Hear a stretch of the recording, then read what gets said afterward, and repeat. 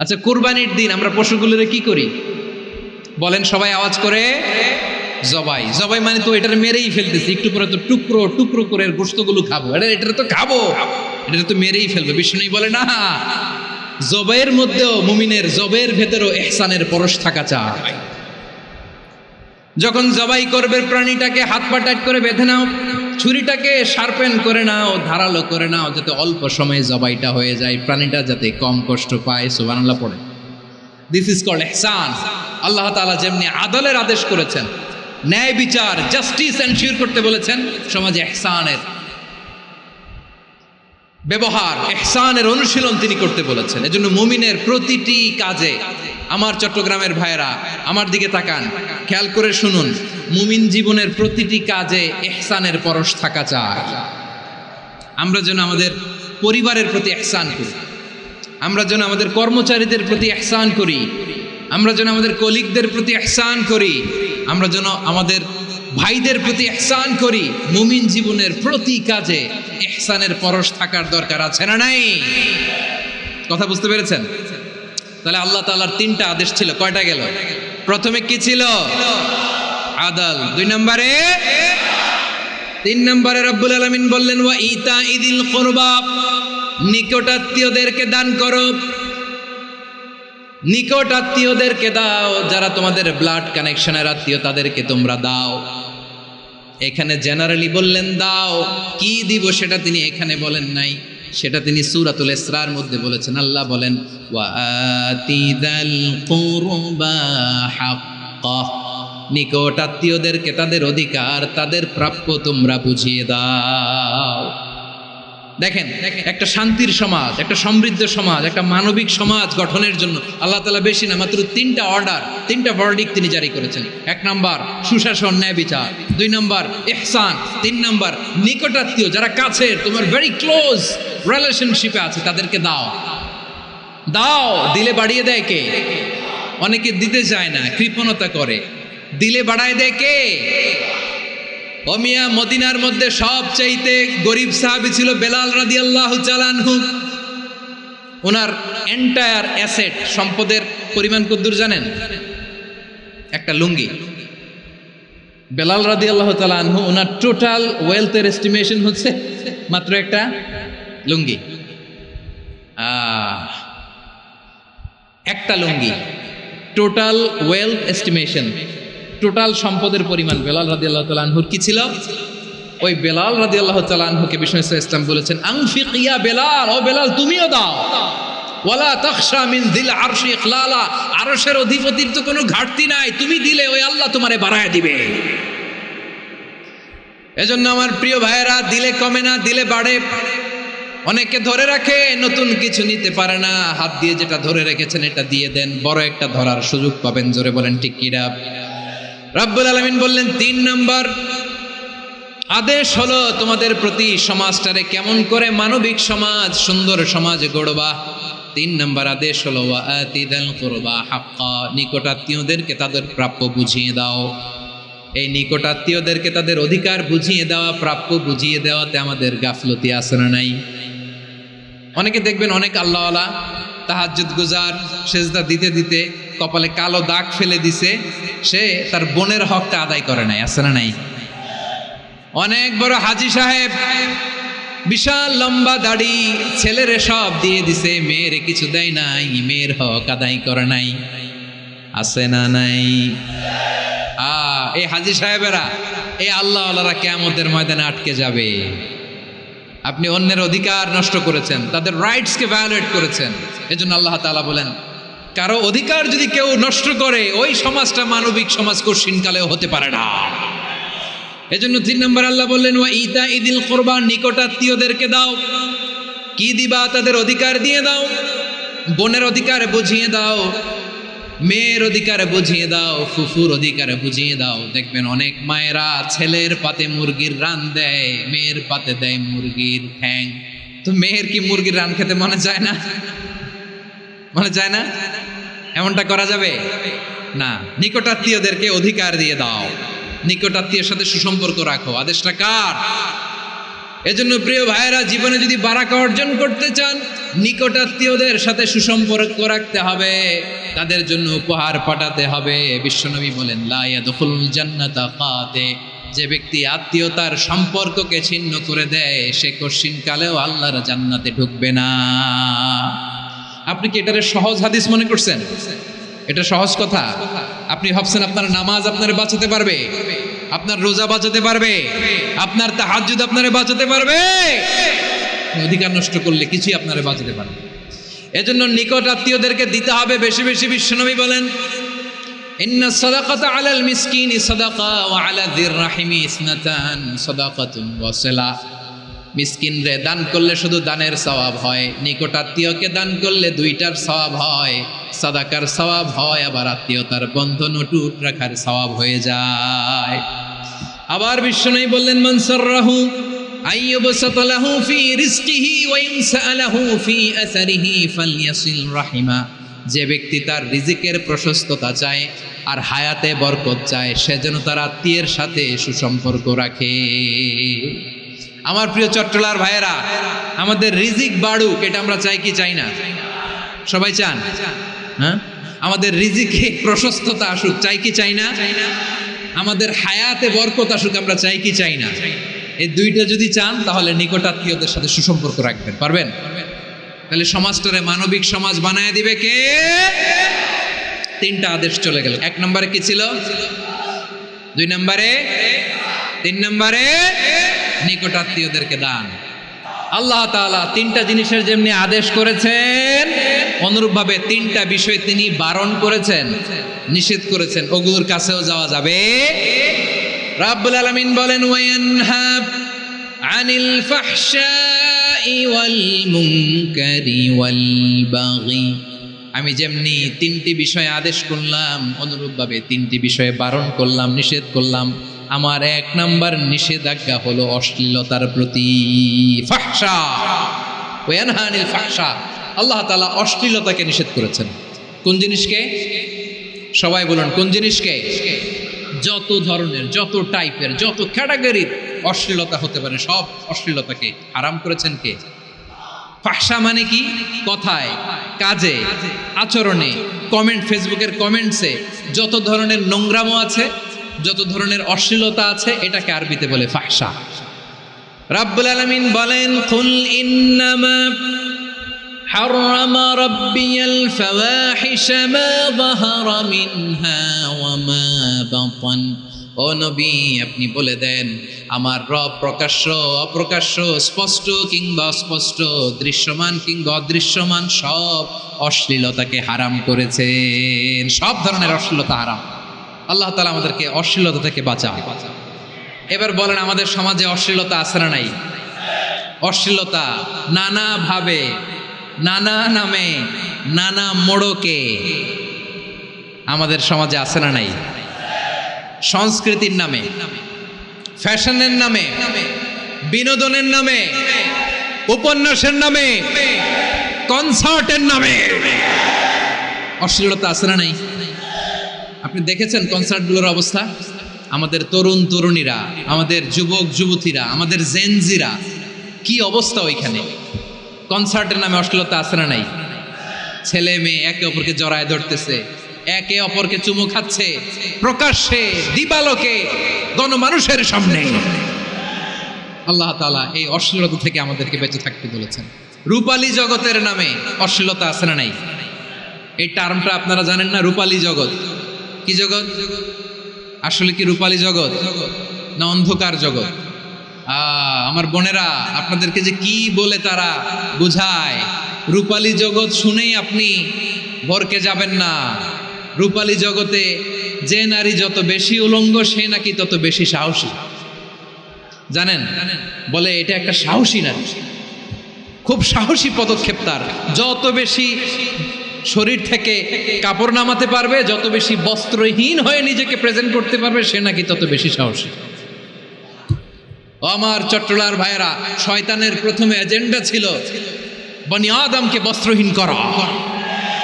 সে আদম এবং হাওয়া আলাইহিস সালামকে নিষিদ্ধ গাছের ফল খাইয়ে তাদেরকে বস্ত্রহীন করেছে, এই জামিনেও সে আমাদেরকে বস্ত্রহীন করতে চাইবে। এই রূপালী জগতের নামে তারা এটা করে। আমার প্রিয় বোনেরা, আপনি জানেন না আপনার দাম কত। ওরা আপনাদেরকে বিজ্ঞাপনের সস্তা পণ্য বানাতে চায়। ওরা আপনাদেরকে ওদের ভোগের লিপসার টুলস বানাতে চায়। ওরা আপনাদেরকে দিয়ে ওদের খায়েশ পূরণ করতে চায়। এটা আপনাদের জন্য মোটেও ডিগনিটি নয়, এটা আপনাদের জন্য সম্মান নয়। আপনার সম্মান শালীনতায়, আপনার সম্মান হেজাবে, আপনার সম্মান ভদ্রতায়, আপনার সম্মান আপনার ডিসেন্ট পোশাকে। পোশাক বলে দেয় এই নারীটা ভদ্র না অভদ্র। পোশাক বলে দেয় এই মেয়েটা কোন ঘরের মেয়ে। আপনি জানেন না, আপনারা এই সস্তা পণ্য বানায়, ভোগের পণ্য, বিলবোর্ডে আপনাকে উলঙ্গ করে উপস্থাপন করে। এই অশ্লীলতার সাথে ইসলামের কোনো সম্পর্ক। এজন্য আল্লাহ বলেন, আমি অশ্লীলতাকে হারাম করেছি। অশ্লীলতাকে হারাম করার প্রথম কারণ হলো এর মাধ্যমে মানবতাকে অপমানিত করা হয়। কারণ মানুষের সম্মান মানুষের পোশাকে। মানুষ যখন পোশাকহীন হয়ে যায়, বস্ত্রহীন হয়ে যায়, তার সম্মান কমে যায়, ঠিক কিনা?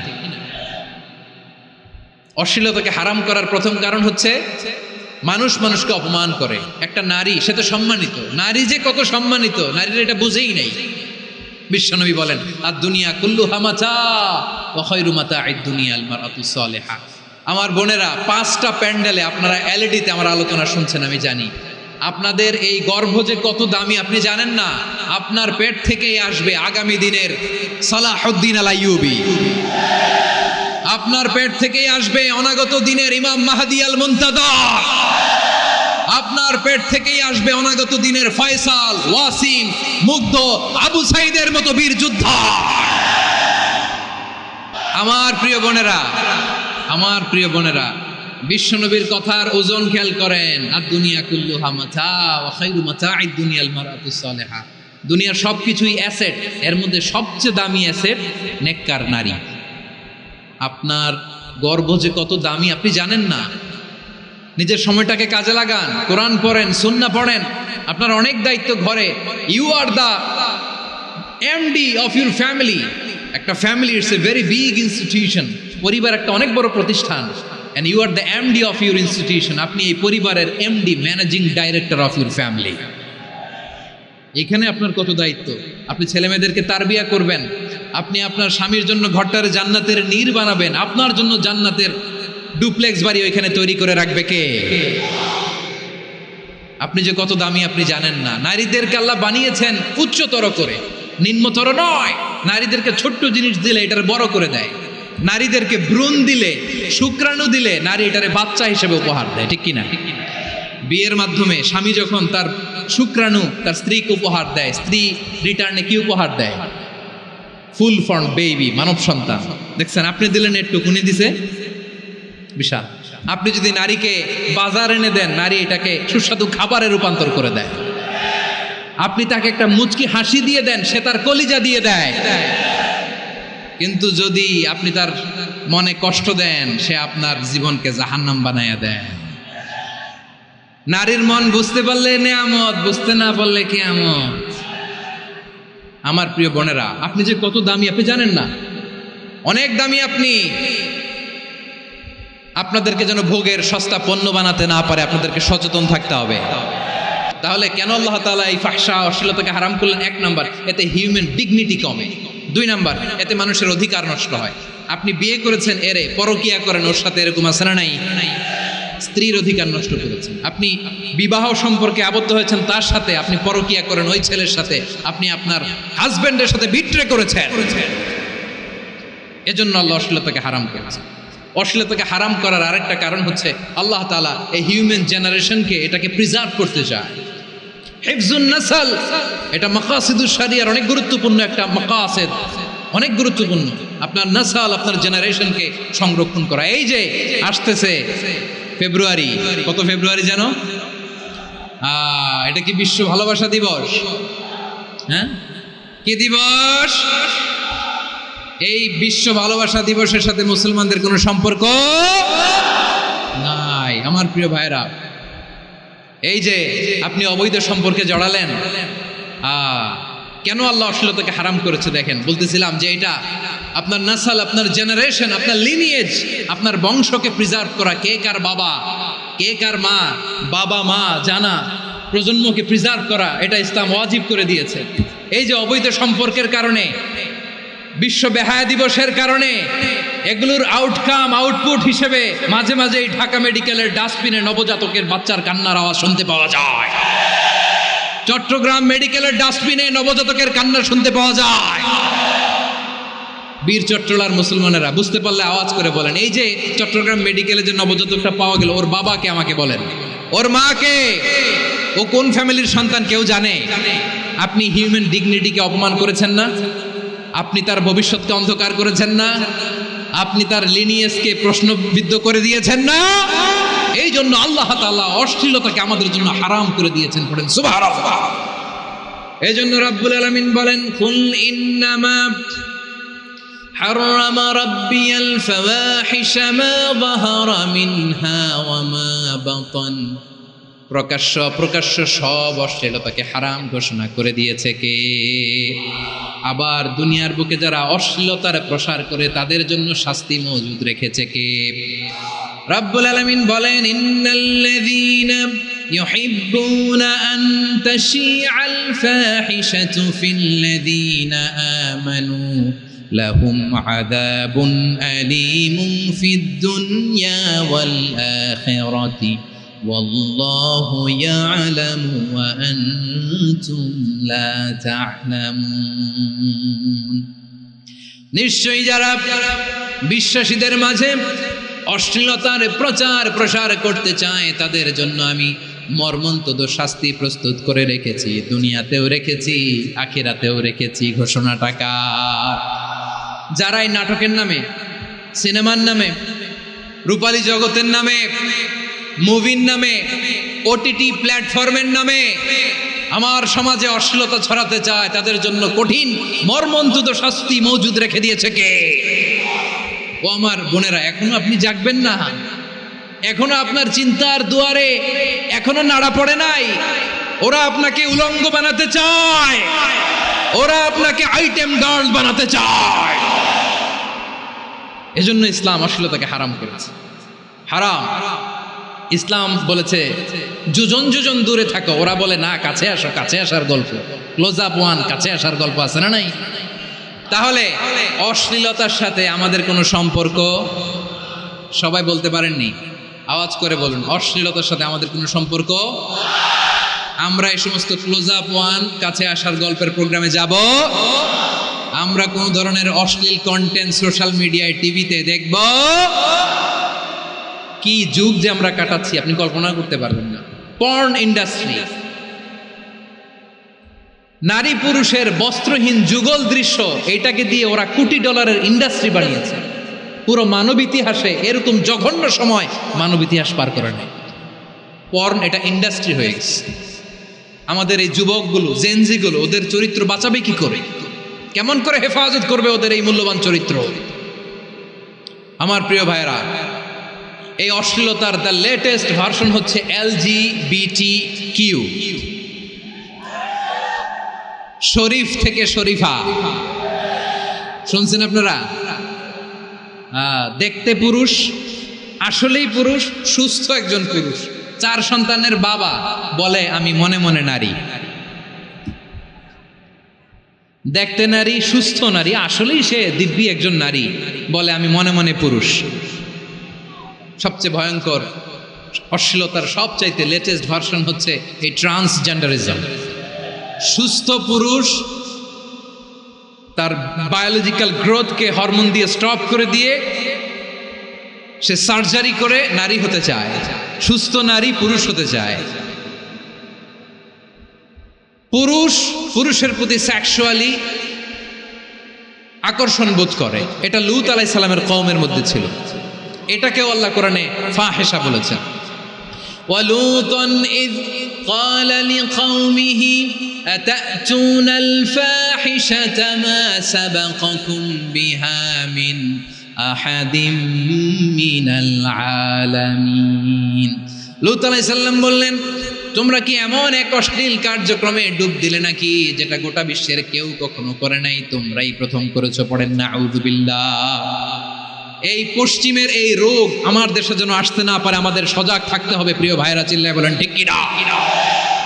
পশ্চিমের অবস্থা ভয়ঙ্কর। পাশ্চাত্যে আমি যুক্তরাষ্ট্রে ছিলাম অনেকদিন, কয়েক মাস, বিভিন্ন স্টেটে ঘুরেছি। গার্ডিয়ানরা উদ্বিগ্ন, ছেলে মেয়েদেরকে, ছোট্ট ছেলে মেয়ে, ওদেরকে জিজ্ঞেস করে তুমি how do you feel right now inside yourself, তুমি ভিতরে ভিতরে কেমন ফিল করো, তোমার কি ছেলে ছেলে লাগে না মেয়ে মেয়ে লাগে? আচ্ছা বলেন, এই ছোট্ট বাচ্চাটা ওকে এগুলো জেন্ডার অ্যাসাইনমেন্ট বলতে এগুলো কিছু বুঝে? এইভাবে মিসগাইড করা হচ্ছে। কৌতূহল বশত ছোট্ট ছেলে যদি বলে আমার তো মেয়ে মেয়ে লাগে, তখন বলে যে না তুমি মেয়ে, ছেলে না। মা বাবা বাধা দিলে ওকে আলাদা গভর্নমেন্ট হাউসে নিয়ে যায়। ভয়ঙ্করতম অবস্থা। আমরা একটা সময়ে শুনতাম যে হুজুর আমার ছেলেটা খুব ভালো, হাফেজে কোরআন, আল্লাহওয়ালা। হুজুর আমার ছেলে দাড়ি রাখছে, আল্লাহওয়ালা। হুজুর আমার ছেলে 5 ওয়াক্ত সালাত জামাতের সাথে পড়ে, তার মানে আল্লাহওয়ালা। পশ্চিমে যে আমি কি শুনছি জানেন? ওরা বলে হুজুর আমার ছেলেটা ইউনিভার্সিটির একটা মেয়ের সাথে প্রেম করে, ও খুব আল্লাহওয়ালা, হুজুর দোয়া করবেন। এর কারণ ওদের কাছে আল্লাহওয়ালার ক্রাইটেরিয়া হচ্ছে হুজুর আমার ছেলেটা আরেক ছেলের পছন্দ করে নাই, আমার মেয়েটা আরেক মেয়েকে ভালোবাসে নাই, এজন্য আমার ছেলেটা আল্লাহওয়ালা, হুজুর ওর জন্য একটু দোয়া করে দিয়ে। কি চ্যালেঞ্জ ওরা ফেস করতেছে। ওনার ছেলে যে আরেক ছেলেরে বিয়ে করবে না, এটাতেই উনি খুশি যে আলহামদুলিল্লাহ আমার ছেলেটা একটা মেয়েরে ভালোবাসে, আমার মেয়েটা একটা ছেলেরে ভালোবাসে, মানে এটা খুব আল্লাহওয়ালা। নাউজুবিল্লাহ পড়তে পারলেন না? এজন্য অশ্লীলতার সাথে আমাদের কোনো সম্পর্ক। রাব্বুল আলামিন বলেন ওয়ায়ানহা আনিল ফাহশাই ওয়াল মুনকারি ওয়াল বাগি, তিনটা জিনিসকে আমি নিষিদ্ধ করলাম। এক নাম্বার হলো ফাহশা, অশ্লীলতা। 2 নম্বরে হলো মুনকারের সমস্ত মন্দ কাজ। মুনকার মানে হচ্ছে যত মন্দ কাজ, খারাপ কাজ, বাজে কাজ, এটার বলে মুনকার। এটার কি বলে?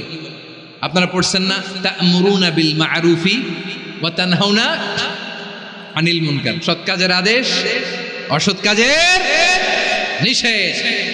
মুনকার, মুনকার হচ্ছে মানুষের স্বাভাবিক বিবেকবোধ যেটাকে খারাপ বলে, ওইটাই মুনকার। পৃথিবীর সব আসমানি গ্রন্থ যেটাকে খারাপ বলেছে, মানুষের স্বাভাবিক বিবেকবোধ যেটাকে খারাপ বলেছে, এগুলো সব মুনকার। যেমন ইফতিজিং, এটা কি ভালো না খারাপ? মজুদদারি, খাদ্যে ভেজাল দেওয়া, ওজনে কম দেওয়া, মাছে ফরমালিন মিশানো, চাঁদাবাজি, টেন্ডারবাজি, দখলবাজি, এগুলো আমাদের স্বাভাবিক বিবেকেই বলে এগুলো খারাপ, এগুলো হচ্ছে মুনকার। আল্লাহ তাআলা এই মুনকার থেকে আমাদেরকে বেঁচে থাকতে বলেন, আর শয়তান এই মুনকারের প্রতি আমাদেরকে উদ্বুদ্ধ করে। আল্লাহ তাআলা বললেন ইয়া আইয়ুহাল্লাযীনা আমানু লা তাত্তাবিউ খুতুওয়াতিশ শাইতান ওয়া মান ইয়াত্তাবি' খুতুওয়াতিশ শাইতানি ফাইন্নাহু ইয়া'মুরু বিল ফাহশাই ওয়াল মুনকার। আল্লাহ বললেন আমার গোলামেরা শোনো শোনো, ও আমার বিশ্বাসী বান্দারা খবরদার, তোমরা কশিনকালেও শয়তানের পদাঙ্ক অনুসরণ করবে না, কারণ শয়তান তোমাদেরকে অশ্লীলতা এবং মন্দ কাজের দিকে উদ্বুদ্ধ করে। আমাদের কাজ হচ্ছে শয়তান আমাদেরকে যেদিকে নিতে চায় আমরা তার উল্টা দিকে যাব। শয়তান এই মন্দ কাজকে আমাদের কাছে বিউটিফাই করে, চাকচিক্যময় করে আমাদের সামনে উপস্থাপন করে। এজন্য আল্লাহ বলেন মুনকারকে থামাতে হবে, মুনকার প্রতিরোধ করতে হবে। মুনকার প্রতিরোধের দায়িত্ব শুধু আমাদের নাকি? শুধু আপনার খতিব সাহেবের, ইমাম সাহেবের, নাকি মুসলিম উম্মার সবার? আওয়াজ করে বলুন, মুনকার অসৎ কাজ প্রতিরোধের দায়িত্ব কার? রাব্বুল আলামিন বলেন কুনতুম খায়রা উম্মাতিন উখরিজাত লিন-নাসি তা'মুরুনা বিল মা'রুফি ওয়া তানহাউনা আনিল মুনকার। তোমাদেরকে শ্রেষ্ঠ জাতি করে জমিনের মধ্যে আবির্ভূত করা হয়েছে, যাতে করে তোমরা জমিনের ভেতরে সৎ কাজের আদেশ করতে পারো আর অসৎ কাজের নিষেধ করতে পারো। উম্মাহ কুনতুম খায়রা, তাহলে গোটা উম্মার দায়িত্ব, এটা বুঝতে পারছেন তো? আচ্ছা, আরো নিচে আসেন। এরপরে আল্লাহ বললেন শুধু উম্মাহ না, এই জমিনের রাজত্ব আমি যাদের হাতে দেই, এই জমিনের মালিক আমি যাদেরকে বানিয়ে দেই, যাদেরকে আমি সরকারের দায়িত্ব দেই, তাদেরকেও মুনকার প্রতিরোধের দায়িত্ব দিয়েছে কে? আল্লাহ বলেন যারা ক্ষমতার মসনদে বসেছে তাদেরকে 4 দফা কর্মসূচি আমি আল্লাহ দিলাম। আওয়াজ করে বলেন কয় দফা? আল্লাহ বলেন আল্লাযীনা ইম্মাক্কান্নাহুম ফিল আরদি আকামুস সালাতা ওয়া আতাউজ যাকাতা ওয়া আমারু বিল মা'রুফি ওয়া নাহাউ আনিল মুনকার ওয়ালিল্লাহি আকিবাতুল উমুর। যারা এই জমিনের উত্তরাধিকার হয়েছে তারা 4 দফা কর্মসূচি নিয়ে সামনে আগাবা। সালাত কায়েম করবা, যাকাত আদায় করবা, সৎ কাজের আদেশ দিবা, অসৎ কাজ থেকে মুনকার প্রতিরোধ করবা। আদেশটা কার? আমার প্রিয় চট্টলার ভাইরা, পুরো উম্মার দায়িত্ব মুনকার প্রতিরোধ করা, সরকার প্রধানের দায়িত্ব মুনকার প্রতিরোধ করা। এরপর আল্লাহ বলেন প্রতিটা ফ্যামিলির যিনি প্রধান সিইও বাবা, প্রত্যেক বাবারও দায়িত্ব এই মুনকার প্রতিরোধ করা। আওয়াজ করে বলেন ঠিক কি না? যেমনটি সাইয়েদনা লোকমান আলাইহিস সালাম ওনার কলিজার টুকরা সন্তানকে আদেশ করেছেন, ইয়া বুনাইয়া আকিমিস সালাতা ওয়া'মুর বিল মা'রুফি ওয়ানহা আনিল মুনকার। পড়েন সুবহানাল্লাহ। বাবা ছেলেকে সবক দিচ্ছে, লোকমান আলাইহিস সালাম ছেলেকে বলতেছে, ওরে আমার কলিজার টুকরা সন্তান, ওরে আমার বাছা, নামাজ কায়েম করবা, সৎ কাজের আদেশ দিবা, আর মুনকার প্রতিরোধ করবা, অসৎ কাজ সমাজ থেকে খারাপ কাজকে ঝেঁটে বিদায় করে দিবা। তাহলে দেখেন আমি স্টেপ বাই স্টেপ নামলাম। পুরা উম্মার দায়িত্ব, জমিনের উত্তরাধিকারী আল্লাহ যাদেরকে বানিয়েছেন সরকার, তাদের দায়িত্ব, প্রতিটি ফ্যামিলির প্রধানের দায়িত্ব। এরপরে বিশ্বনবী বলেন সচেতন প্রতিটি মুসলিমের দায়িত্ব সমাজ থেকে মুনকারকে উৎখাত করা। বিশ্বনবী বলেছেন মান রাআ মিনকুম মুনকারান ফালিয়ুগাইয়িরহু বিয়াদিহি ফাইন লাম ইয়াস্তাতি ফাবিলিসানিহি ওয়া ইন লাম ইয়াস্তাতি ফাবিকলবিহি ওয়া যালিকা আযআফুল ঈমান। সমাজে যে মুনকার দেখবে, খারাপ কাজ দেখবে, সেজন্য হাত দিয়ে সেটাকে থামায়। আমার প্রিয় ভাইরা, না থামালে আমরাই ডুববো শেষমেশ। আমাদের বাঁচার জন্য হলেও থামাইতে হবে। রব্বুল আলামিন বলেন ওয়াত্তাকু ফিতনাতাল লা তুসিবান্নাল্লাযীনা যালামু মিনকুম খাসসা। ও আমার গোলামেরা, ওই আযাবকে ভয় করো যে আযাব যখন আমি জমিনের বুকে পাঠাই শুধু জালেমদেরকেই মারি না, আলেমদেরকেও মারি।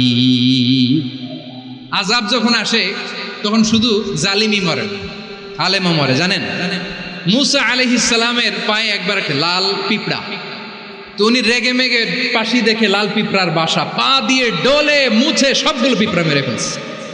এই ঘটনাটা আল্লাহ ঘটিয়েছেন। এজন্য মুসা আলাইহিস সালাম ছিলেন কালিমুল্লাহ, সরাসরি আল্লাহর সাথে কথা বলতেন। তিনি আল্লাহকে জিজ্ঞেস করেছিলেন, আল্লাহ তুমি যখন কোনো জনপদে আযাব পাঠাও, শাস্তি দাও, ওখানকার শুধু জালেমরাই তো মরে না, ভালো মানুষগুলাও মরে, তো আযাব দিবা মুশরিকদের উপর দিবা, অবাধ্যদের উপর দিবা, ভালো মানুষগুলোরে মারো কেন? আল্লাহ বললেন মুসা, তোমার যে কামড় দিছিল পায়ের মধ্যে পিঁপড়া, কয়টা পিঁপড়া? একটা পিঁপড়া, তো সবগুলারে মারলা কেন? রেগে মেগে পুরো পিঁপড়ার বাসা ভেঙে মেসাকার করলা কেন? আমি যখন অ্যাকশনে যাই, আমি যখন শাস্তি দেই, তখন এত বাস বিচার করা হয় না, বাস বিচার করা যায় না। যখন অ্যাকশনে যাওয়া হয় ওইটা ডাইরেক্ট অ্যাকশন হয়ে যায়। চিল্লায় বলো ঠিক কি না?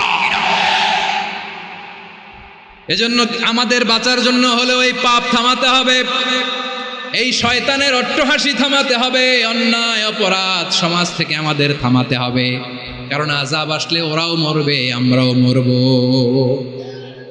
একটা জাহাজ 2 তলা, আপনি আছেন 2য় তলায়, নিচের তলার কিছু লোক জাহাজের তলা ছিদ্র করতে আরম্ভ করছে। কি ছিদ্র করতেছে? আচ্ছা, জাহাজের তলা ছিদ্র করলে তলা দিয়ে কি ঢুকে?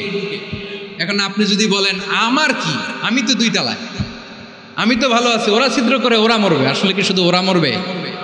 তলা দিয়ে যখন পানি ঢুকবে, জাহাজ ঢুকলে আপনিও মরবেন। এজন্য নিজে মরার আগে ওই পাগলগুলার নিচতলায় যে থামাতে হবে। চিল্লায় বলেন ঠিক কি না? এজন্য আল্লাহ বললেন মুনকার প্রতিরোধের দায়িত্ব সমাজের টপ টু বটম সবার। এজন্য মুনকার প্রতিরোধ করার দরকার আছে না নাই? সমাজে এই যে ইফটিজিং হয়, আপনার বোনের বয়সী একটা মেয়েকে কিছু বখাটে টিটকারি করে, এই বলে সেই বলে, নোংরা কথা বলে, রাস্তায় দেখেও আপনি পাশ দিয়ে না দেখার মতো চলে যান কেন? আপনি দাঁড়ান না কেন? আপনি দাঁড়ালেই তো থেমে যাবে, কারণ সত্যের যে শক্তি তার সামনে মিথ্যা মুখ থুবড়ে পড়ে। আপনার সামনেও কিছুই না, নাথিং। আপনি দাঁড়ান। ওকে প্রশ্ন করেন যে আমার বোনকে তুমি ডিস্টার্ব করো কেন? আপনাকে দেখে আরো 5 জন দাঁড়াবে, 5 জনকে দেখে আরো 10 জন দাঁড়াবে। আমাদের নীরবতা আর আমাদের নিশ্চুপ থাকাই জালিমদেরকে আরো শক্তিশালী জালিম বানিয়েছে। এজন্য মুনকার প্রতিরোধের দায়িত্ব আমাদের সবার। টেন্ডারবাজি, চাঁদাবাজি, দুর্নীতি, অপরাধ, দখলদারিত্ব, মজুদদারি, এগুলো সব কিছু একসাথে প্রতিরোধ করতে হবে, ঠিক কিনা বলেন? একটা মানবিক সমাজ যদি চাই, প্রতিরোধ করতে হবে। প্রিয় ভাইয়েরা, আল্লাহর শপথ নিয়ে বলি, এই নাসিহাতগুলো সবার জন্য, সব দলের জন্য, সব মতের মানুষের জন্য। আমরা কোনো দলের প্রতি মানুষকে ডাকি না, আমরা ডাকি ইসলামের দিকে। সব দলের, সব মতের, সব মানুষদেরকে আমরা আহ্বান জানাই, আসুন আমরা একটা সুন্দর সমাজ বিনির্মাণ করি। এই যে নতুন বাংলাদেশের এক সুযোগ এসেছে, আর জীবনে হয়তো আসবে না, সামনের 100 বছরে এই সময় আসবে না। আসুন দেশটাকে আমরা সাজাই, আসুন আমরা দুর্নীতি বন্ধ করি, আসুন আমরা চাঁদাবাজি বন্ধ করি, আসুন আমরা দখলদারিত্ব বন্ধ করি, আসুন আমরা এক দল আরেক দলকে নিশ্চিহ্ন করার যে রাজনীতি, এটা বন্ধ করি। সব দলের প্রতি আমার আহ্বান, আমরা চাঁদাবাজ মুক্ত বাংলাদেশ চাই, জুলুম মুক্ত বাংলাদেশ চাই, ফ্যাসিজম মুক্ত বাংলাদেশ চাই, গুণ খুন খারাপি মুক্ত বাংলাদেশ চাই, আমরা নতুন ভোরের বাংলাদেশ চাই। ওই বাংলাদেশ পাওয়ার জন্য মুনকার প্রতিরোধে, অন্যায় প্রতিরোধে যদি বাঘের বাচ্চার মতো, আবু সাইদের মতো 2 হাত উঁচু করে বুককে টান টান করে প্রসারিত করে দাঁড়াতে হয়, রাজি আছো মুসলমান? রাব্বুল আলামিন বলেন, ওয়ায়ানহা আনিল ফাহশাই ওয়াল মুনকারি ওয়াল বাগি ইয়াইদুকুম লাআল্লাকুম তাযাক্কারুন। আল্লাহ বললেন, আমি অশ্লীলতাকে নিষেধ করি, আমি সব ধরনের মন্দ কাজকে নিষিদ্ধ করি, সব শেষে আমি সীমা লঙ্ঘনকে তোমাদের জন্য নিষিদ্ধ করি। নিষিদ্ধ করেছেন কয়টা জিনিস? 1 নম্বরে অশ্লীলতা, 2 নম্বরে মুনকার তথা সব মন্দ কাজ, 3 নম্বরে আল বাগি, সীমা লঙ্ঘন, ক্রসিং দ্য লিমিট। সীমা লঙ্ঘন করা ভালো না। We all should know our limits. চিল্লায় বলেন ঠিক কিনা? একই আয়াতে আল্লাহ বললেন, কুল ইন্নামা حرم ربي الفواحش ما ظهر منها وما بطن والإثم والبغي بغير الحق। অন্যায় ভাবে যে অবাধ্য হয়, যে সীমা লঙ্ঘন করে, তাদেরকেও আমি এটা হারাম করে দিলাম। সীমা লঙ্ঘন করা হারাম। আল্লাহ বারবার আমাদেরকে ওয়ার্নিং দেয়। যখন আমরা থামি না তখন আল্লাহ ধরে, আর যখন ধরে তখন ছাড়ে না। ধরে না, ধরলে আল্লাহ। ফেরাউনকে কিন্তু হুট করে ধরে নাই, আপনারা জানেন, 9 বার ওয়ার্নিং দিয়েছে। ফেরাউনকে আল্লাহ তাআলা ওয়ার্নিং দিয়েছিল কয়বার? রাব্বুল আলামিন বলেন, ওয়ালাকাদ আতাইনা মূসা 9 আয়াতিন বাইয়িনাত, 9টা মুআজিজা দেখিয়েছি। 1 2 3 বারবার এইভাবে রিমাইন্ডার, ওইভাবে রিমাইন্ডার, এইভাবে নাসিহাত, ওইভাবে দাওয়া। ফাকুলা লাহু কাওলান লাইয়িনা, নরম করে বলো, সফট করে বলো, যত ওয়ে হতে পারে দাওয়া মেথডোলজি। মুসা আলাইহিস সালামের সব অ্যাপ্লাই শেষ, 10ম বারে যে আল্লাহ ধরছে। 10ম বারে যে ধরেছে। এজন্য আল্লাহ বলেন, আমি সীমা লঙ্ঘনকে পছন্দ করি না। কোরআনের অন্য আয়াতে বাগীকে বলা হয়েছে আল ইতিদা, সীমা লঙ্ঘন যারা করে তাদেরকে আল্লাহ বলেছেন মুতাদিন। ওয়াকাতিলু ফি সাবিলিল্লাহিল্লাযীনা ইউকাতিলুনাকুম ওয়ালা তা'তাদু ইন্নাল্লাহা লা ইউহিব্বুল মুতাদিন। আমি সীমা লঙ্ঘনকারীদেরকে কোশ্চিনকালেও পছন্দ করি না। আমরা যেন সীমা লঙ্ঘন না করি, রাজি আছেন তো? যে কোনো ক্ষেত্রে ইবাদতে যেন সীমা লঙ্ঘন না করি। অনেকে আমরা ইবাদতে সীমা লঙ্ঘন করে ফেলি। বিশ্বনবী সাল্লাল্লাহু আলাইহি ওয়াসাল্লাম যেটা শিখিয়েছেন, এর বাইরে যে অতিরিক্ত বুজুর্গ হতে চায়, এরকম আছে না নাই? কোনো ক্ষেত্রেই সীমা লঙ্ঘন করা যাবে, এমনকি যুদ্ধক্ষেত্রেও না। বিশ্বনবী সাল্লাল্লাহু আলাইহি ওয়াসাল্লাম বলেন, খবরদার যুদ্ধক্ষেত্রেও সীমা লঙ্ঘন করো না।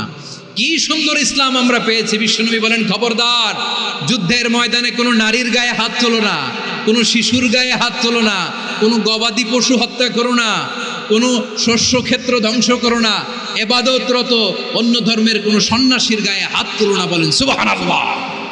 তাহলে আমরা সীমা লঙ্ঘন করতে পারবো? প্রিয় ভাইরা, একটা সুখী, সমৃদ্ধ, শান্তির সমাজ, মানবিক সমাজ যদি আমরা গঠন করতে চাই, আমাদের আল্লাহর দেয়া কয়টা আদেশ মানতে হবে বলেন দেখি? আর বেঁচে থাকতে হবে কয়টা জিনিস থেকে? আল্লাহর আদেশ কি? 1 নাম্বার আদাল, ন্যায়পরায়ণতা।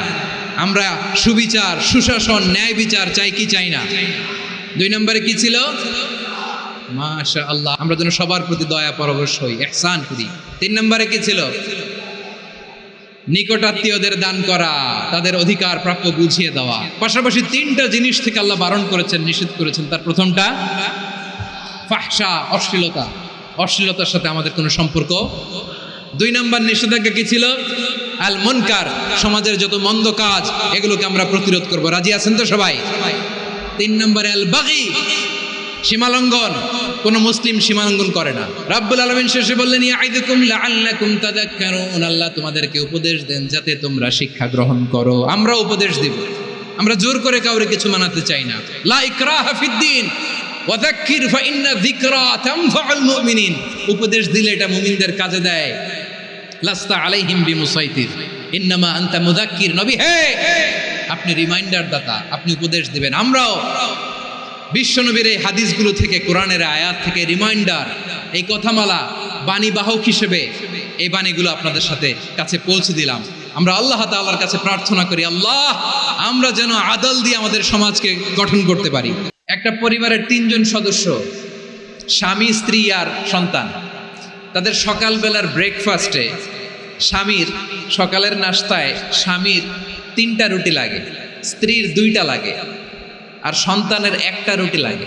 এখন আমি যদি সমান সমান করে আদল করতে চাই, সবাইকে যদি 3টা করে রুটি দেই, তাহলে স্বামী বেচারার জন্য ঠিক আছে? কি বলেন? কথা কি বুঝতেছেন না কষ্ট হয়ে যাচ্ছে? যদি সমান সমানের নিয়মে আগাই, তাহলে 3টা করে যদি রুটি দেই স্বামীর জন্য ওকে, কিন্তু স্ত্রীর জন্য 1টা বেশি হয়ে যায়। আর সন্তানের জন্য কয়টা বেশি হয়? আচ্ছা, এই তো বুঝতেছেন, মাশাআল্লাহ। আচ্ছা, 2টা করে যদি সবাই দেই সমান সমান নীতিতে, তাহলে স্ত্রীর জন্য, স্ত্রী বেচারির জন্য ঠিক আছে, কিন্তু স্বামীর কয়টা কম পড়ে? আর সন্তানের বেশি হয়ে যায় কয়টা? আচ্ছা, সমান সমান নীতিতে সবাইকে যদি সকালের নাস্তার জন্য 1টা করে রুটি দেই, সন্তানের জন্য ঠিক আছে, কিন্তু স্ত্রী বেচারির কম পড়ে কয়টা? স্বামীর কম পড়ে কয়টা? 2টা। কথা কি বুঝতেছেন? আর আমি যদি স্বামীকে দেই 3টা, স্ত্রীকে দেই 2টা, আর সন্তানকে দেই 1টা, তাহলে কারো অপচয় হবে না। যার যতটুকু দরকার ঠিক ততটুকুই কাজে লাগবে। চিল্লায় বলেন ঠিক কিনা? এটাই হচ্ছে ইসলামের আদল, যেখানে যার যতটুকু দরকার তাকে সেখানে ঠিক ততটুকু দিয়ে দেওয়ার নামই হচ্ছে আদল। চিল্লায় পড়েন আল্লাহু আকবার।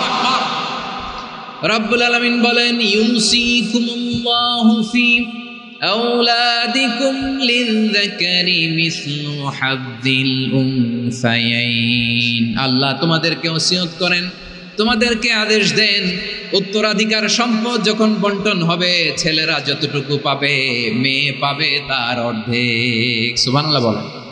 দেখেন, ছেলে যতদূর, মেয়ে অর্ধেক, ছেলে ডবল পাবে। আপাত দৃষ্টিতে মনে হয় এখানে অবিচার হয়েছে, কিন্তু আসলে কি অবিচার হয়েছে?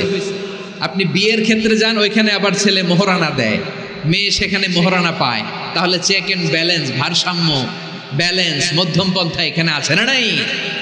এটাই হচ্ছে ইসলামের আদল। আল্লাহ তাআলা এই আদলের আদেশ দিয়েছেন, সুবিচার, ন্যায় বিচার, সুশাসন এবং ভারসাম্যের আদেশ দিয়েছেন। প্রিয় ভাইয়েরা, একটি শান্তিময় সমাজ, একটা সমৃদ্ধ সমাজ, একটা মানবিক সমাজ যদি আমরা পেতে চাই, এই আয়াতের মধ্যে যতগুলো পয়েন্ট আছে সবগুলোর বাস্তবায়ন লাগবে।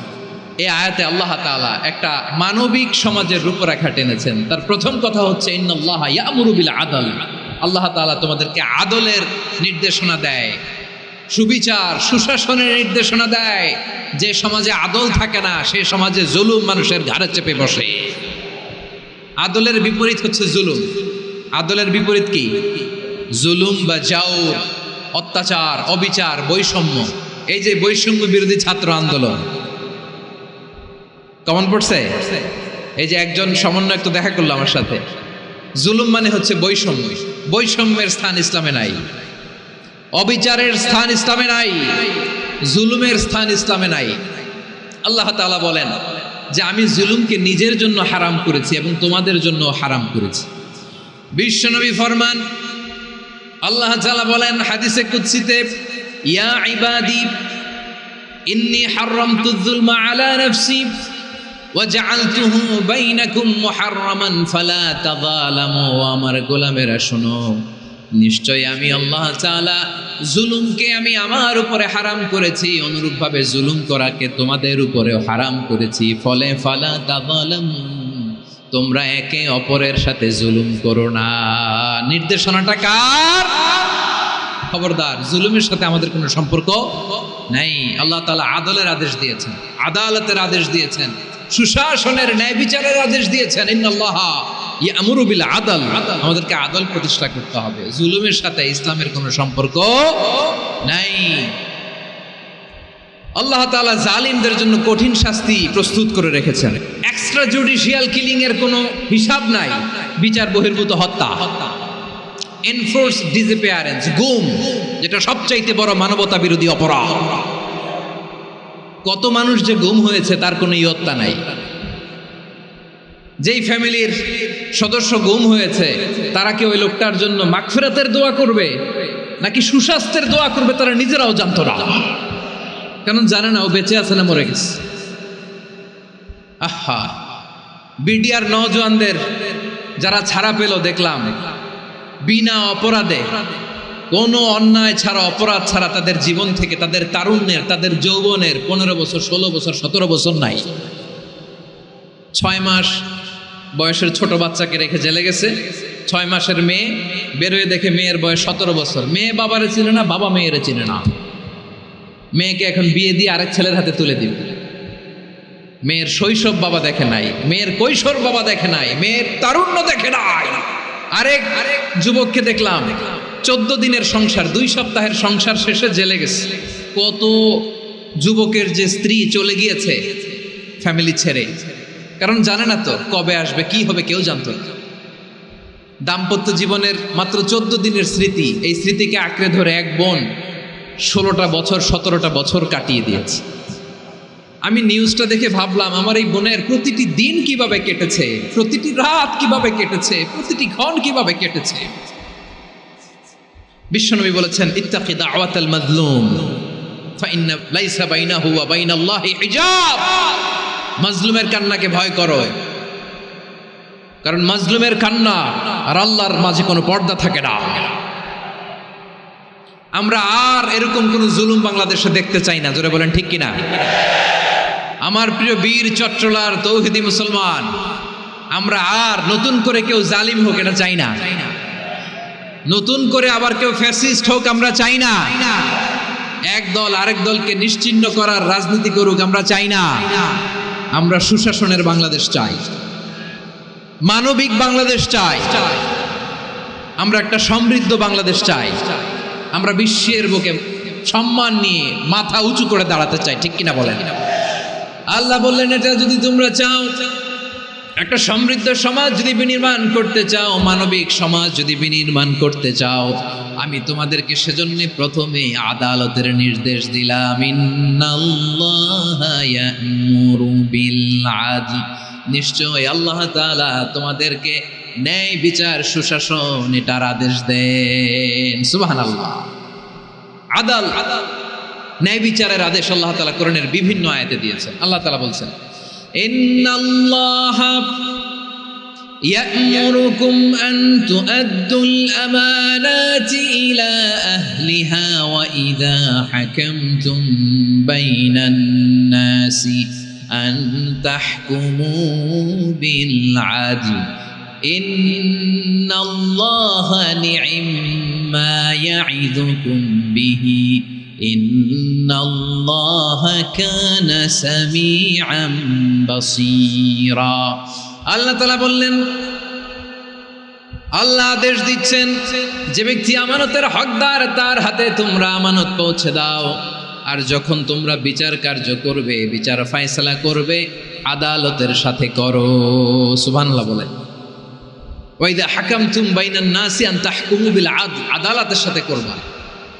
আল্লাহ তাআলা বলেন, যারা জাজ হবে, বিচারক হবে, তাদের যদি বাদী বিবাদীর কারো সাথে শত্রুতা থাকে, কারো সাথে যদি কোনো ধরনের রেষারেষি থাকে, আল্লাহ বলেন বিচার কার্য করতে যে ওই শত্রুতা রেষারেষির কারণে আদালতের বাইরে যে অবিচার করে বিচার করো না। ওয়ালা ইয়াজরিমান্নাকুম শানাআনু কওমিন আলা আল্লা তা'দিলু i'দিলু হুয়া আকরাবু লিত্তাকওয়া ওয়াত্তাকুল্লাহা ইন্নাল্লাহা খাবীরুম বিমা তা'মালুন। খবরদার কোন জাতির প্রতি, কোন গোষ্ঠীর প্রতি, কোন গোত্রের প্রতি আক্রোশ যেন তোমাদেরকে ন্যায় বিচার থেকে দূরে সরিয়ে না দেয়, বরং আমি আল্লাহর আদেশ হলো ই'দিলু, তোমরা আদল করো, ন্যায় বিচার করো, সুবিচার করো, সুশাসন প্রতিষ্ঠা করো। হুয়া আকরাবু লিত্তাকওয়া, এটাই তাকওয়ার সবচেয়ে কাছাকাছি। সুবহানাল্লাহ বলেন। কোরআনের বিভিন্ন আয়াতে আল্লাহ তাআলা স্পেসিফিকলি ধরে ধরে বিচার করার সময় আমরা যেন আদল করি সেটা বলেছেন। কোরআনের কোন কোন জায়গায় আল্লাহ তাআলা এই আল আদল শব্দটা ব্যবহার করেছেন। আবার একই জিনিস ইনসাফ, সুবিচার, সুশাসন, ন্যায় বিচার, ন্যায় পরায়ণতা বুঝাতে আল্লাহ তাআলা কখনো কখনো আল কিসত শব্দটা ব্যবহার করেছেন। আল্লাহ তাআলা বলেন ওয়া ইন হাকামতা ফাহকুম বাইনাহুম বিল কিসতি ইন্নাল্লাহা ইউহিব্বুল মুকসিতিন। যখন তুমি বিচার করবে, বিশ্বনবীকে উদ্দেশ্য করে অ্যাড্রেস করে বললেন, নবী হ্যাঁ, ইহুদিরা কোনো বিষয়ে মীমাংসার জন্য যদি আপনার দরবারে আসে, যদি বিচার করতে হয়, খবরদার অবিচার করবেন না। ফয়সালা যেটা করবেন কিসতের সাথে করবেন, ন্যায় পরায়ণতার সাথে করবেন, কারণ ইন্নাল্লাহা ইউহিব্বুল মুকসিতিন, নিশ্চয় আল্লাহ রাব্বুল ইজ্জাত ন্যায় পরায়ণশীলদেরকে বড্ড ভালোবাসেন। সুবহানাল্লাহ বলেন। ন্যায়পরায়ণ লোকদেরকে আল্লাহ তাআলা বড্ড ভালোবাসেন। অন্য আয়াতে আল্লাহ তাআলা বলছেন وَنَضَعُ الْمَوَازِينَ الْقِسْطَ لِيَوْمِ الْقِيَامَةِ فَلَا تُظْلَمُ نَفْسٌ شَيْئًا। আমি কিয়ামতের দিন ন্যায়পরায়ণতার মানদণ্ড স্থাপন করব, যেটাকে আমরা মিজানের পাল্লা বলি। আল্লাহ বলেন ন্যায় বিচারের মানদণ্ড কিয়ামতের ময়দানে আমি আল্লাহ স্থাপন করব। সেদিন কারো প্রতি বিন্দু পরিমাণ, এক চুল পরিমাণ বিচার করা হবে না, কোনো বিচার করা হবে না। সেদিন সুশাসন হবে, সুবিচার হবে, ন্যায় পরায়ণতার সাথে বিচার হবে। আওয়াজ করে পড়েন আল্লাহু আকবার। তাহলে প্রিয় ভাইরা, যে তিনটি বিষয়ে আল্লাহ তাআলা আমাদেরকে আদেশ দিয়েছেন, তার প্রথমটা হচ্ছে আদালত, ইনসাফ, সুবিচার, ন্যায় বিচার। এটা আমরা চাই কি চাই না? বিশ্বনবী ন্যায় বিচার, ন্যায় পরায়ণতা, সুশাসন প্রতিষ্ঠিত করেন কি করেন নাই? আপনারা বিশ্বনবীর সিরাত যারা পড়েছেন, আপনি দেখবেন বিশ্বনবীর সিরাতের পরতে পরতে, বাঁকে বাঁকে, সিরাতের বাঁকে বাঁকে এই আদালতের নমুনা মেলে। সুবহানাল্লাহ বলেন। ছোট্ট একটা নমুনা রাসূল সাল্লাল্লাহু আলাইহি ওয়াসাল্লামের আসসিরা আল আতরা থেকে ছোট্ট একটা নমুনা আপনাদের খেদমতে এখানে উপস্থাপন করি। বিশ্বনবী সাল্লাল্লাহু আলাইহি ওয়াসাল্লাম মক্কা বিজয় করলেন ৮ম হিজরিতে। মক্কা বিজয় শেষে তিনি কয়েক সপ্তাহ মক্কাতে অবস্থান করলেন। ইন দ্য মিন টাইম মক্কার একটা ভেরি প্রেস্টিজিয়াস এন্ড ডিগনিফাইড ফ্যামিলির নারী চুরিতে ধরা পড়ল। কিসে ধরা পড়ল? আমাদের সমাজে আসেনি এটা? আছে? ছোট না বড় হিসাব করে শেষ করা যায় না। ৩.৫ লাখ কোটি টাকা নাই উন্নয়ন প্রকল্পের নামে। ৩.৫ লাখ কোটি টাকা লিখতে পারবেন আপনি? একটানা লিখতে পারবেন? বুঝতেছেন কত বড় সংখ্যা? হ্যাঁ, বনু মাখজুমিয়া গোত্রের এক নারী মক্কায় চুরিতে ধরা পড়ল। বলেন তো চুরি করলে বিধান কি? কি কাটতে হবে? চুরির বিধান হলো হাত কেটে দাও। তাও সেটা গোপনে নয়, প্রকাশ্যে জনসম্মুখে হাত কেটে দাও। বনু মাখজুমিয়া গোত্রের নারী যখন চুরিতে ধরা পড়লো, সাহাবারা চিন্তায় পড়ে গেলেন। সবেমাত্র মক্কার লোকেরা কালিমা পড়ে মুসলমান হয়েছে, ইসলামের আইন কানুন তেমন জানে না, ইসলামী শরিয়ার সাথে বেশি পরিচিত নয়। এখন যদি বিশ্বনবী চুরির যেই বিধান এটা যদি কায়েম করে হাত যদি কেটে দেয়, না জানি মক্কার লোকেরা আবার বিগড়ে যায়, না জানি মক্কার লোকেরা আবার মুরতাদ হয়ে যায়, না জানি মক্কার লোকেরা ইসলাম থেকে দূরে সরে যায়। চলো চলো সাহাবীরা মিলে পরামর্শ করলেন, চলো বিশ্বনবীর কাছে যে বলি, ও নবী, শুধু কেবলমাত্র একমাত্র এই নারীর জন্য চুরির হাত কাটার বিধানটা আপনি একটু থামিয়ে দেন। চুরির হাত কাটার যে বিধান এইখানে একটু রহিত করে দেন, বাকিগুলা কইরেন মদিনাতে যে চলবে, কিন্তু মক্কায় এবারের জন্য মাফ করে দেন। কিন্তু কে বলবে? এই যে পরামর্শ, সাজেশন, এটা কে দিবে বিশ্বনবীর কাছে? সাহাবারা চিন্তায় পড়ে গেলেন।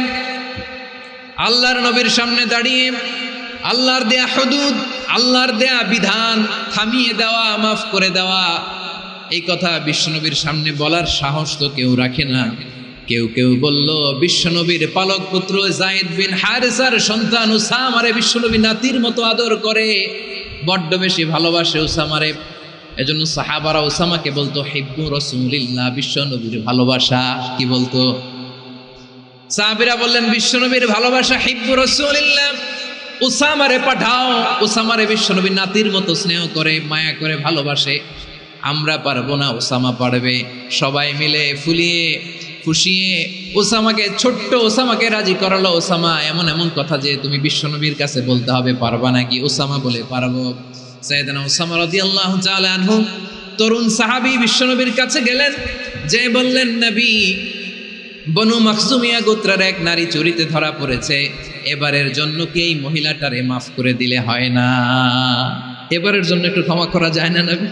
বিশ্বনবী বলেন, আতাশফাউ ফি হাদ্দিম মিন হুদুদিল্লাহ, তোমার এত বড় সাহস উসামা, তুমি আল্লাহর হাত, আল্লাহর দেয়া বিধান, এটার ব্যাপারে সুপারিশ করতে এসেছো? তোমরা কি জানো তোমাদের আগে যত কম, যত গোত্র, যত জনপদ ধ্বংস হয়েছে তার কারণ ছিল তাদের মধ্যে গরিবরা অন্যায় করলে তারা বিচার করত, আর ধনীরা অন্যায় করলে তারা মাফ করে দিত। খবরদার! ওয়া আইমুল্লাহ লাউ আন্না ফাতিমাতা বিনতি মুহাম্মাদিন সারাকাত লাকাতা মুহাম্মাদুন ইয়াদাহা। বিশ্বনবী বললেন, ওরে ওসামা, বানু মাখজুমিয়ার ওই প্রেস্টিজিয়াস এন্ড ডিগনিফাইড ফ্যামিলির মেয়ে তো দূর কি বাত, অনেক দূরের কথা। জেনে রেখো ওসামা, আমার কলিজার টুকরা, নয়নের পুটুলি ফাতেমাও যদি মক্কার জমিনে আজকে এই চুরির দায়ে ধরা পড়তো, আমি বিশ্বনবী মুহাম্মাদুর রাসূলুল্লাহ ধরে ফাতেমার ডান হাতটা কেটে দিতে এক বিলম্ব দেরি করতাম না। ইন্নাল্লাহা ইয়া'মুরু বিল আদল, আমাদেরকে জাস্টিস শিখায় পশ্চিমারা, আমাদেরকে ইনসাফ শিখায়, আমাদেরকে সুশাসন শিখায়। আর ইনসাফ, সুশাসন, ন্যায় বিচার, সুবিচার, জাস্টিস কারে বলে বিশ্বনবীর বায়োগ্রাফি থেকে জেনে নাও। এই ছিল বিষ্ণু ইসলামের আদালতের নমুনা। আপনি যদি সাইয়েদনা ওমর ফারুকের জীবনের দিকে তাকান, এমন কঠোর, এমন বীর সেনানী ছিলেন। সাইয়েদনা ওমর ফারুক যদি রাস্তার এই মাথা দিয়ে হাঁটা শুরু করতেন, শয়তান ওমর ফারুককে দেখলে ওই রাস্তা রেখে দিয়ে অন্য রাস্তা দিয়ে হাঁটতো। সুবহানাল্লাহ। ওমর ফারুক রাদিয়াল্লাহু তাআলা কি পার্সোনালিটি ছিল, কি পার্সোনালিটি! আমাদের এলাকায় ছোট বাচ্চারা রাতে ভাত খেতে চায় না, আমার মেয়েটাও খেতে চায় না। এই এটা দিব, ওইটা দিব, আজকে মাহফিলে আসার সময় বলে দিছে লিস্ট করে এটা এটা আনতে হবে। তো ছোট্ট বাচ্চাদের অনেক বায়না থাকে, ওরা রাতে খেতে চায় না। তো মায়েরা বিভিন্ন ভয় দেখায়, এই বাঘ আসবে, বাঘ আসবে খাও, এই ভূত আসবে, ভূত আসবে খাও। আপনারা কি বলেন চট্টগ্রামে? ভূত, ভূত, ভূত আসবে, বাঘ আসবে, খাও খাও খাও, তাড়াতাড়ি খাও। তো বাচ্চারা এগুলো শুনে ভয়ে খেতে শুরু করে। মদিনার জমিনেও একই ঘটনা ঘটতো। মদিনার ছোট্ট ছোট্ট সোনামণিরা খেতে চাইতো না। তো মায়েরা বলতো, হা হুয়া ইয়াতি উমর, হা হুয়া ইয়াতি উমর, ওই যে উমর আসতেছে, উমর। ওমরে ফারুকের কথা শুনলে বাচ্চারা একেবারে ঠান্ডা। প্রভু তুমি বলেছ রাসূল দেবে না, বলনি দেবে না ওমর, বলনি দেবে না হামজা তারিক, খালিদ বিজয় সমর। প্রভু তুমি বলেছ রাসূল দেবে না, বলনি দেবে না ওমর, বলনি দেবে না হামজা তারিক, খালিদ বিজয় সমর। প্রভু তুমি বলেছ রাসূল দেবে না। আল্লাহু আকবার। ওমর ফারুক রাদিয়াল্লাহু তাআলা আনহু, ওনার কথা শুনলে গায়ের মধ্যে গুজবাম হয়, গায়ের পশমগুলো দাঁড়িয়ে যায়। সুবহানাল্লাহ বলেন। কি পার্সোনালিটি ছিল, কি ব্যক্তিত্ব ছিল! মুনাফিকরা ওমর ফারুককে জমের মতো ভয় পেতে। শয়তান, খোদ শয়তান এই রাস্তা দিয়ে আসলে শয়তান অন্য রাস্তা দিয়ে হাঁটতে। ওমরে ফারুক রাদিয়াল্লাহু তাআলা আনহুর জীবনে যদি দেখেন, তাহলে সেখানে আপনি আদালতের, ইনসাফের, সুশাসনের, জাস্টিসের নমুনা দেখতে পাবেন। কয়টা শুনবেন? সাইয়েদনা ওমরে ফারুক রাদিয়াল্লাহু তাআলা আনহুর সন্তান আব্দুর রহমান মিশরে মদ খেয়ে মদ্যপ অবস্থায় ধরা পড়েছে। মদ খাওয়ার কারণে, মদ যদি কেউ পান করে আর যদি প্রমাণিত হয়, তার বিচার হলো 80 বেত। আওয়াজ করে বলেন কয় বেত? বাংলাদেশেও তো এই আইন আছে নাকি? বাংলাদেশে আছে? হ্যাঁ, মদ খাইলে 80 বেত, এই আইন বাংলাদেশে চালু হোক, আমরা চাই কি চাই না? একেবারে সহজ, পানির মতো সহজ হিসাব, একেবারে সহজ। ওমরে ফারুক রাদিয়াল্লাহু তাআলা আনহুর ছেলে ভুল করে মদ পান করে ফেলেছিলেন। আব্দুর রহমান, ঘটনা ঘটেছে মিশরে। মিশরের গভর্নর তখন আমর ইবনুল আস রাদিয়াল্লাহু তাআলা আনহু। আব্দুর রহমানের ভাই যে গভর্নরকে বলল, গভর্নর যদি একটু দয়া করেন, খলিফার ছেলে আমার ভাই আব্দুর রহমান মদ্যপ অবস্থায় ধরা পড়েছে, জনসম্মুখে যদি আপনি বেত্রাঘাত করেন আমাদের প্রেস্টিজ থাকে না, যদি 80 বেত আপনি মারেন আমার কোনো কথা নাই, কিন্তু ঘরের ভেতরে মারেন। আব্দুর রহমানের ভাইয়ের সুপারিশ শুনে সাইয়েদনা আমর ইবনুল আস রাদিয়াল্লাহু তাআলা আনহু রাজি হয়ে গেলেন। ঘরের ভেতরে লোকচক্ষুর আড়ালে 80 বেত তিনি মানলেন। কিন্তু ঘটনাক্রমে এই কথা লুকিয়ে লুকিয়ে ঘরের ভেতরে 80 বেত মারার কথা সাইয়েদনা ওমর ফারুক মদিনা থেকে জানতে পারলেন। মদিনা থেকে তিনি ফরমান জারি করলেন, এই বিচার যেমনটি আমর ইবনুল আস আদায় করেছে, এটা প্রকৃতপক্ষে আদায় হয় নাই। আসো সবাই মদিনায় আসো, আমর ইবনুল আস মদিনায় আসো, আব্দুর রহমানও আসো, সবাই আসো, জনসম্মুখে এই বিচার কার্যকর করতে হবে। সাইয়েদনা ওমরে ফারুক মসজিদে নববীর পিলারের মধ্যে নিজের ছেলেকে বাঁধলেন, আবার জনসম্মুখে 80টা বেত তার গায়ের মধ্যে মারলেন। মাজমুয়ে ফাতাওয়া ইবনে তাইমিয়া রাহিমাহুল্লাহ উনি এটা নকল করেছেন। এটা সবচেয়ে বিশুদ্ধ মত। আরো অনেক মত আছে, মারা গেছে কবরের উপর, ওগুলো বাদে দিলাম। কেমন খলিফা ছিল, কেমন খলিফা! পশ্চিমারা তোমরা জাস্টিস আমাদেরকে শেখাও, ইনসাফ কারে বলে, সুশাসন আমাদেরকে তোমরা শেখাও। ওমরে ফারুক রাদিয়াল্লাহু তাআলা আনহু ওইটাকে, ওই বিচারকে তিনি ধর্তব্য মনে করেন নাই। মদিনাতে এনে আবার জনসম্মুখে আবার 80 বেত মেরেছেন। মিশরে ওমরে ফারুক রাদিয়াল্লাহু তাআলা আনহু আমর ইবনুল আসকে গভর্নর করে পাঠালেন। সেখানে আমর ইবনুল আসের ছেলে একটা প্রতিযোগিতায় রানার আপ হয়েছে। এক মিশরি সেখানে চ্যাম্পিয়ন হয়েছে। রানার আপ বুঝতে পেরেছেন তো? সেকেন্ড হয়েছে। এক মিশরি হয়েছে চ্যাম্পিয়ন, প্রথম। কিন্তু গভর্নরের ছেলে ও জিততে পারে নাই। ও রাগে ওই মিশরির গায়ের মধ্যে কয়েকটা লাঠি দিয়ে বাড়ি মেরেছে। মিশরি যে মদিনাতে ওমরে ফারুকের কাছে বিচার দিলেন, আপনার গভর্নরের ছেলে অন্যায়ভাবে আমার গায়ে হাত তুলেছে। সাইয়েদনা ওমরে ফারুক আবার ফরমান জারি করলেন, আসব মদিনাতে আসব। মিশরীকে ডাকলেন। ওই মিশরের গভর্নর আমর ইবনুল আস রাদিয়াল্লাহু তাআলা আনহুকে ডাকলেন, তার ছেলেকেও ডাকলেন। সবাই বসে রইল। আমর ইবনুল আস রাদিয়াল্লাহু তাআলা আনহু মাথা নিচু করে বসে আছেন, লজ্জায় কাচুমাচু। হায় হায়, আজকে আমার ছেলের কারণে আমিরুল মুমিনিন খলিফাতুল মুসলিমিন ওমরে ফারুকের কাছে আমি জনসম্মুখে লজ্জিত হচ্ছি। সাইয়েদনা ওমরে ফারুক বললেন, এই নাও লাঠি, গভর্নরের ছেলে তোমার মাথার মধ্যে যতগুলো বাড়ি মেরেছে, আজকে জনসম্মুখে তুমি অতগুলা বাড়ি মারো। মিশরি বলে, থাক, আপনি যে ডেকে আনছেন সবার সামনে এটা বলছেন, এতেই আমি খুশি। আল্লাহু আকবার! আপনার মহানুভবতা দেখে আমি খুশি, আর অপমানের দরকার নাই। ওমরে ফারুক বলে, না, খবরদার, এই কথা মিশরি তুমি বলো না, মারো, যতগুলা বাড়ি মেরেছে মারো। বাধ্য হয়ে মিশরি আমর ইবনুল আসের সামনে ওনার কলিজার টুকরা সন্তানের মাথার মধ্যে বাড়ি মারতে আরম্ভ করলেন। ঠিক যতগুলা বাড়ি গভর্নরের ছেলে আমর ইবনুল আসের ছেলে মিশরির গায়ে মেরেছিল, মাথায় মেরেছিল, মিশরি গুনে গুনে ততটা মারলেন। এই দৃশ্য দেখে ওমরে ফারুক রেগে মেগে আগুন, রাগের চোটে রাগ সামলাতে না পেরে, আর নিজেকে সামলাতে না পেরে মিশরিরে বললেন, ছেলেরে মারা শেষ হয়ে গেলে এবার বাবার টাক মাথার মধ্যে কয়েকটা বাড়ি মার। রাগের চোটে, আউট অফ অ্যাঙ্গার রাগের চোটে যে আমার পাঠানো গভর্নর আমর ইবনুল আস তার ছেলেকে কেন আদব তারবিয়া কেন শিক্ষা দিতে পারে না। ছেলেরে মারা হইলে এবার আমর ইবনুল আসের মাথার মধ্যে দুইটা মারো, এটা রাগে বলেছে, এটা শাস্তি হিসেবে না। সুবহানাল্লাহ পড়ো। তোমরা আমাদেরকে সুশাসন শিখাও। বিশ্বনবী বলেন আদল এটা যেন তেন বিষয় না, এটা দিয়েই মানবিক সমাজ গড়তে হবে। আল্লাহ তাআলা কিয়ামতের কঠিন ময়দানে যেদিন স্বামী স্ত্রীকে চিনবে না, স্ত্রী স্বামীকে দেখে পালিয়ে যাবে, বন্ধু বন্ধুরে চিনবে না, পীর সাহেব মুরিদরে চিনবে না, মুরিদ পীর সাহেবরে চিনবে না, দলের কর্মী তার নেতারে চিনবে না, নেতা তার কর্মীরে চিনবে না, বন্ধু বন্ধুরে দেখে পালাবে। এই কঠিন মুহূর্তে সূর্যটা মাথার কাছে চলে আসবে, জমিনটা তামার জমিন হবে, আজকের জমিনের মতো নয়। মানুষ ঘর্মাক্ত ক্লান্ত শ্রান্ত মাথার মগজগুলো কানের ছিদ্র আর নাকের ছিদ্র দিয়ে বেয়ে বেয়ে পড়বে। বিশ্বনবী ফরমান কিয়ামতের ওই কঠিন ময়দানে 7 শ্রেণীর ব্যক্তিকে রব্বুল আলামিন তার আরশের নিচে ছায়া দিবেন।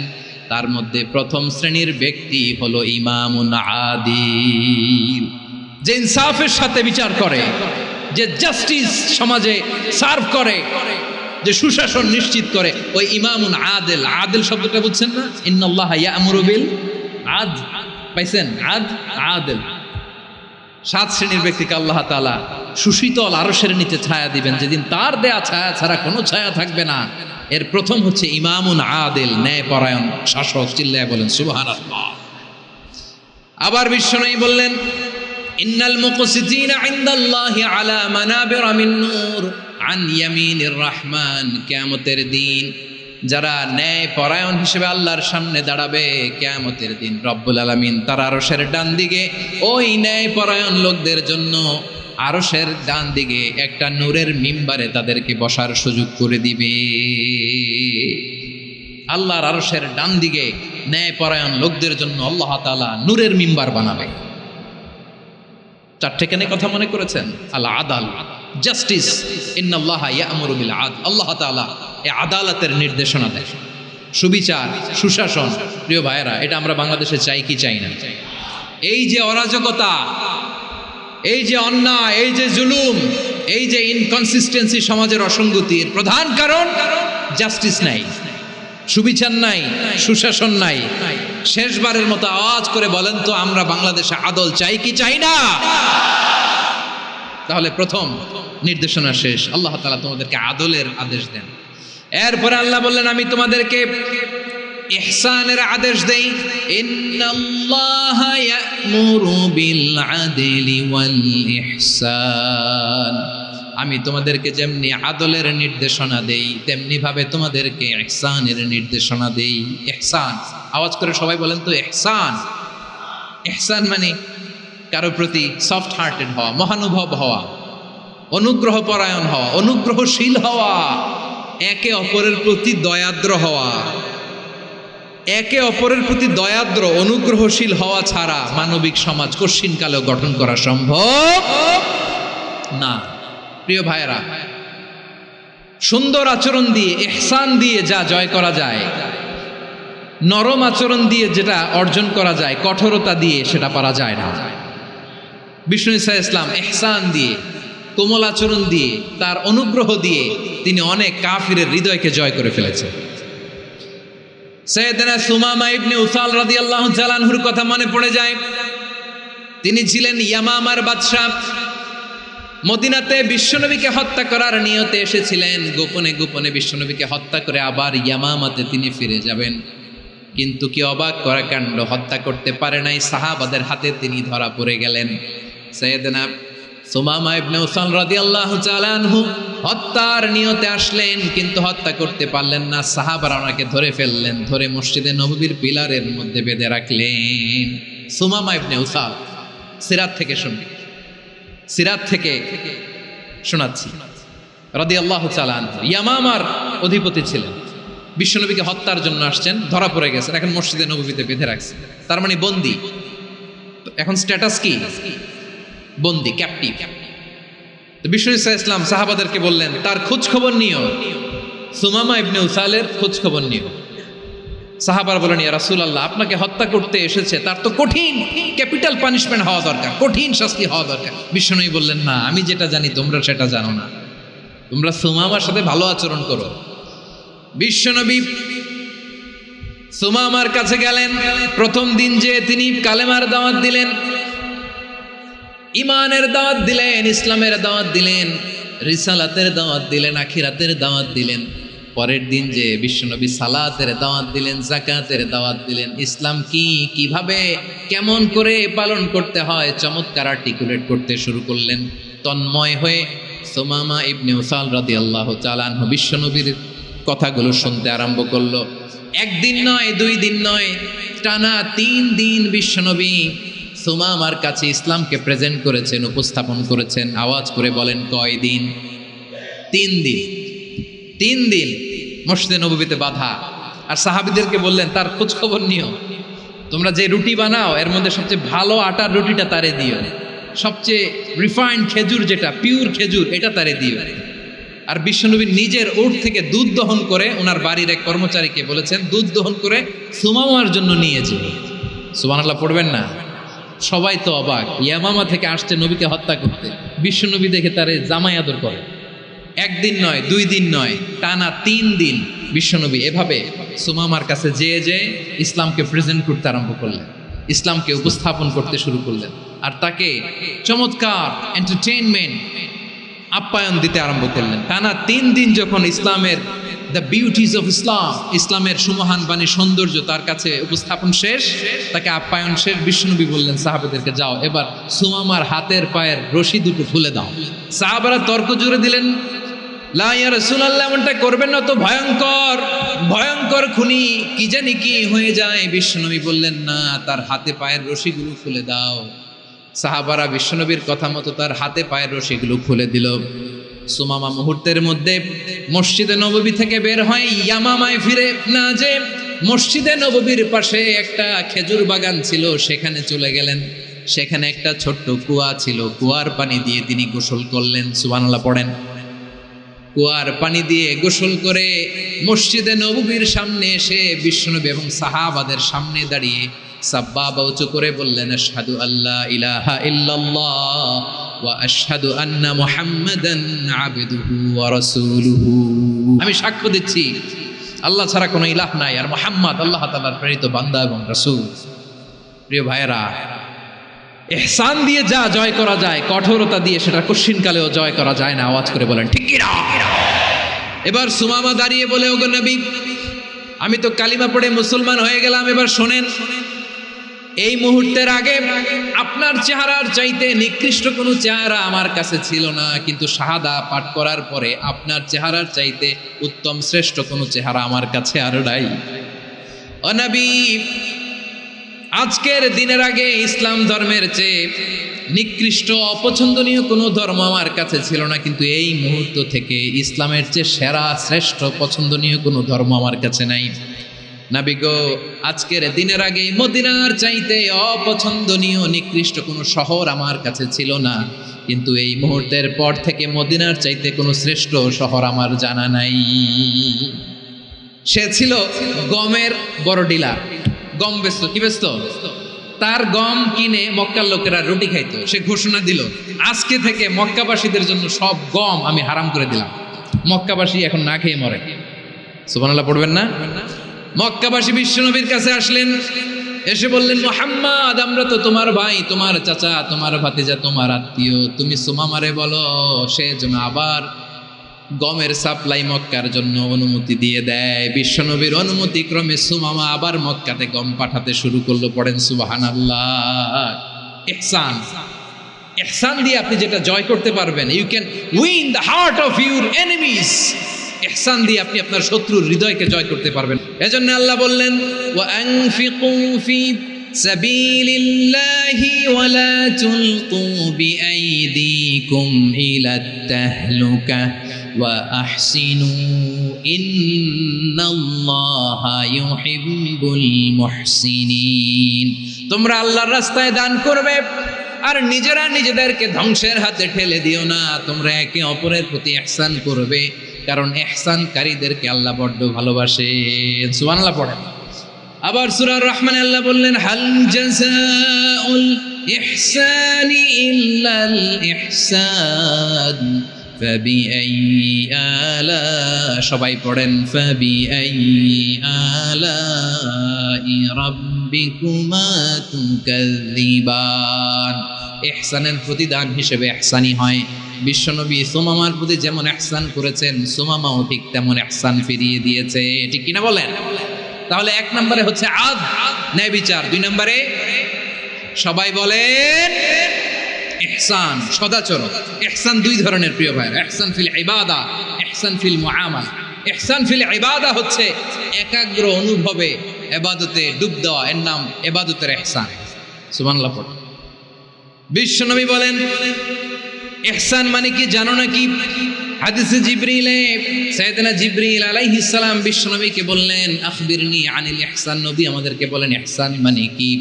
বিশ্বনবী বললেন আনতা আবুদাল্লাহা কাআন্নাকা তারাহু ফাইন লাম তাকুন তারাহু ফাইন্নাহু ইয়ারাক। ইহসান মানে হলো এমন ভাবে তুমি আল্লাহর সামনে নিজেকে উজাড় করে ইবাদত করবে, তুমি ভাববে তুমি আল্লাহকে দেখতে পাচ্ছ। আর এটা যদি ভাবা তোমার জন্য কঠিন হয়ে যায়, অন্তত এতটুকু তুমি ভাববা যে আল্লাহ তোমাকে দেখতে পাচ্ছেন। ঠিক কিনা বলেন? আমার বীর চট্টলার ভাইয়েরা, কেউ যেটা দেখে না সেটা দেখে কে? এই বিশ্বাস হৃদয়ের মধ্যে আছে? নামাজে যখন দাঁড়ান এই ফিলিংসটা আনা যাবে? এসা পর্যন্ত যে আমরা হায়াত পাবো কোনো গ্যারান্টি আছে? সবাই আওয়াজ করে বলেন গ্যারান্টি আছে? গ্যারান্টি নাই। এই জন্য বিষ্ণু ইসলাম বলেছে এমন ভাবে নামাজে দাঁড়াও, ইবাদত করো, মনে করো হতে পারে এটাই আমার জীবনের শেষ নামাজ। পারফর্ম দ্য সালাহ as if this is your last and final prayer. এমন ভাবে সালাতে দাঁড়াও, ভাবো হতে পারে এটাই তোমার জীবনের শেষ নামাজ। এমন ভাবে নামাজে দাঁড়াও, ভাবো এটাই শেষ নামাজ। তাহলে নামাজে একাগ্রতা বাড়ায় দিবে কে? ফলে ইবাদতের ইহসান আমাদের অর্জিত হবে।